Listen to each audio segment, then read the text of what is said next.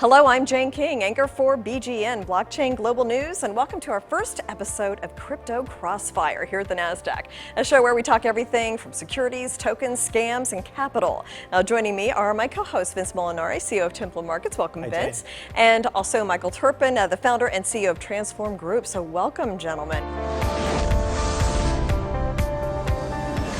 Let's get going. So the big story, blockchain, of course. We've got consensus going on. It's Blockchain Week in New York. What are your thoughts so far on this, Michael? Big. More than twice the size of last year. And overlaying it as Blockchain Week has been a really good thing for New York and for the blockchain industry. More than double the size of consensus. And I don't know, maybe 15, 20,000 people overall across all the events.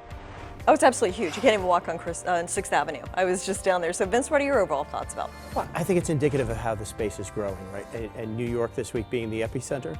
And it may be 15 or 20,000 people, as it's so packed that there's ancillary events all day into the evening, which are meet and greets of global participants. So really think it's indicative of where the space continues to go. It's such an active space. I mean, I have a media badge there and I'm getting so many emails when to set up meetings, go to this party, go to that party. I mean, it's just really a lot of energy surrounding this industry right now. Absolutely. Yeah. Okay, so let's talk about security versus utility tokens, Bitcoin, Ripple. Which way is the best way to go? Mike, you want to start? Well, they do different things.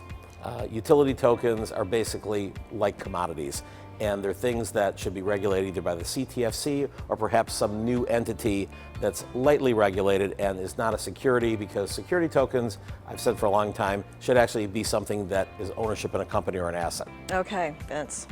Well, I might have to take the other side of that, surprisingly enough. I think the big play here is securities, right? And tokenizing assets that weren't previously tokenized to have pathways to liquidity and better access to capital, whether that's debt, equity, profit participation, revenue streams, and that's really the beauty of the smart contract for securities. It can create new methodologies and new securities to aggregate capital for job creation, for growth in our economy, so we think that's essential. And we're going to know more like this summer, right? There's some meetings that are going to be held. They're going to have some direction on this soon, right? Well, there's going to be a forced direction because the states are now starting to take their own action, because the SEC has just been kind of waving their hands and making different statements and then saying this is not an official statement. Well, people want clarity. They either want clarity that you can't do it here and you have to go to Malta, or you can do it here, or you can only do it in Wyoming or Arizona or Colorado. These are states that have either passed laws or about to pass laws saying you can do utility tokens here, here's the law. Okay, so But you know what, I'm sorry. Go ahead. And I always like to go back and forth with Michael. There are clear rules. So if we recognize this as a security, we have the 33, the 34 Act, exemptions to operate under resale provisions. We have alternative trading systems, all to operate and raise capital effectively. If we're talking about utility tokens, that we're not even sure what that really means. And I agree with Michael.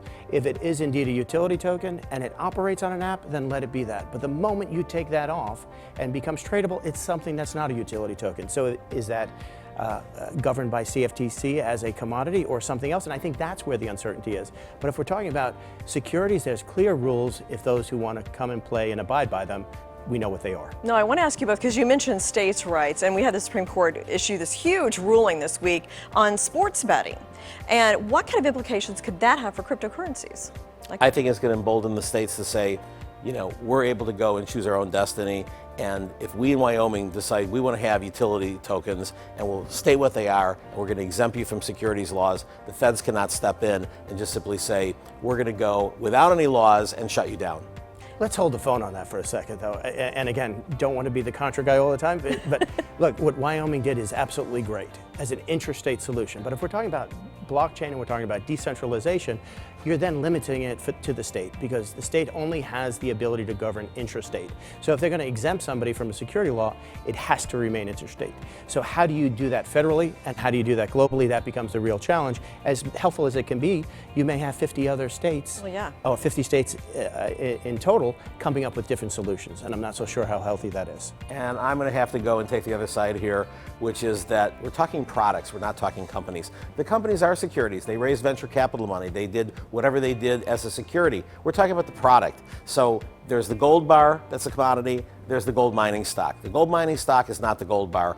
And our position in the industry that basically wants to see utility tokens thrive like they've been doing in the rest of the world is to basically recognize that a product is not a security. Interesting. Well, let's move on to capital flow here. Is us versus the rest of the world here? The U.S. is kind of shunning ICOs, only accepting VC-backed ICOs. Where does that all stand, and how do you feel about that whole part of the industry? Look, the globe is a massive opportunity, and there is competitiveness, particularly coming out of Asia, where things are being embraced. So we can't risk our capital flows and our bank trust going to foreign territories because we're not getting it right here. So I think it's incumbent on all of us to get the utility/consumer token, whatever the brand is today, right as an accelerator to job creation, to app development, to machine transactions that may not comply with a security law, but we can't just create these mechanisms and mysteriously have a security token that morphs into a utility token without guidance and without clear definition, because that's a formula for trouble. Okay. Michael, capital flow? It's going to flow out of the United States, because until there's clarity, there's a lot of other jurisdictions, many of them very close to the United States. Bahamas, Barbados. Puerto Rico? Just at this show, Puerto Rico is part of the United States. Oh, so Puerto okay. Rico, even though there's an initiative, I'm certainly part of it, to try to convince Puerto Rico to go and follow Wyoming and do a similar thing, but with lower taxes, 4% instead of 22%.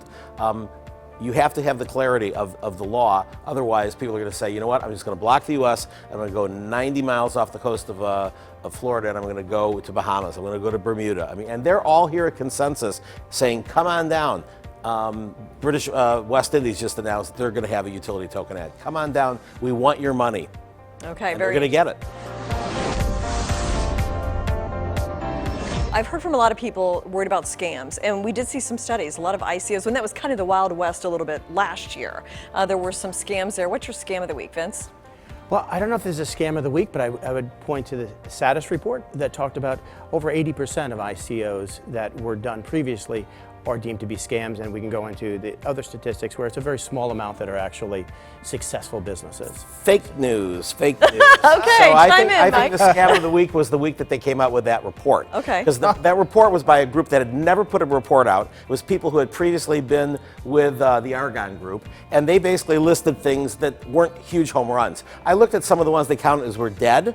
One of the dead ones was a client of mine who's actually up 50% in trading today. That's hardly a dead token. There is a difference between a scam and a coin that's not doing very well. Okay. Because if you called everything on Silicon Valley that didn't IPO a scam, that would be in the 98% range. Right. But I think there is a difference, I'm sorry, Jane, That's okay. to price movement and price appreciation and to actually having sustainable operations or business or products underneath. So I think that's going to be where the reality of the world comes in here in the next 6 to 12 months, and where certain investors get left holding the bag, unfortunately. Regulatory overreach going to drive the nascent blockchain industry offshore. We'll watch a multi-trillion-dollar tech boom go to other countries. We talked about that a little bit. Expand on what your thoughts are. Yes today, hopefully no tomorrow. Vince? Not as it relates to security tokens, but potentially machine-to-machine other applications. Okay. Yes. With the absence of formal rules leaving gray areas, crypto self-governance, similar to the security industry's FINRA, is a means to resolve the regulatory mess? Nope. I think if you try, people get mixed up with the term SRO. If you're a true SRO, you're sanctioned and have abilities to operate just like FINRA or the exchanges. If you're talking about something else that may be more akin to a best practice industry group, yes, that could be very healthy, but not to be perceived as a true SRO that's going to clean up the space.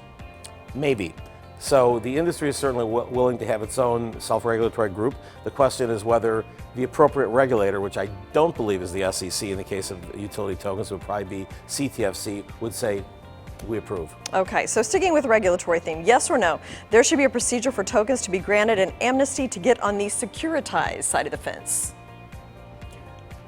Absolutely, and whether it's amnesty or remediation, there has to be something done to fix the pre-DAO ICOs where investors are now trapped in those. I don't think it's amnesty, but I think there's a bit of a pass that we need right of rescission. Something to get them up to where they need to be. Mike, what do you Well, think? I don't believe most of the ones that are out there are in the situation that they need amnesty because they were utility tokens. But if they find something like the DAO that was misclassified, yes, they should go because the rules were not clear, unless they were fraudulent. If they're fraudulent, there's no amnesty for that. But if they simply didn't understand the laws because the laws were never written down anywhere, then of course there should be amnesty. They were just innovators. Okay, institutional capital will never really come into the cryptocurrency market?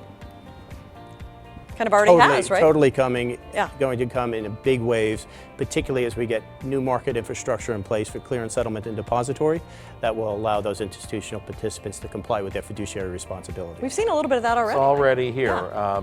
Goldman Sachs has a Yes. trading desk. They purchased a big stake in Circle, which then purchased a big stake in Poloniex, which is actually a utility token exchange, which they said they're going to add security tokens to it.